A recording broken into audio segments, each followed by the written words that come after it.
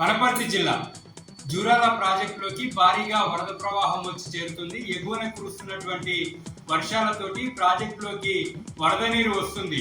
Project ఎగువన ఉన్నటువంటి కర్ణాటక రాష్ట్రంలోని నారాయణపుర ఆల్మట్టి ప్రాజెక్టు గేట్లు ఎత్తనప్పటికీ ఆ ప్రాజెక్టుల దిగువన భారీగా వర్షాలు కురుస్తుండటంతో ప్రాజెక్టులోకి 40,000 క్యూసెక్ల ఇన్ఫ్లో కొనసాగుతుంది. రేపు మధ్యాహ్నానికి 1,00,000 క్యూసెక్ల వరద వచ్చేటటువంటి అవకాశం ఉన్నట్లుగా అధికారులు అంచనా వేస్తున్నారు. ఏ క్షణంలోనైనా ప్రాజెక్టులు గేట్లు ఎత్తేటటువంటి అవకాశం ఉన్నట్లుగా అధికారులు చెప్తూ ఉన్నారు.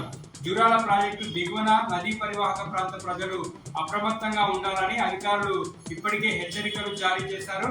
జూరాల ప్రాజెక్టు పూర్తి స్థాయి నీటి నిల్వ 9.657 టీఎంసీలు కాగా ప్రస్తుతం 7.38 టీఎంసీలుగా ఉంది. ప్రాజెక్టు అవుట్ఫ్లో 1,559 క్యూసెక్లుగా ఉంది.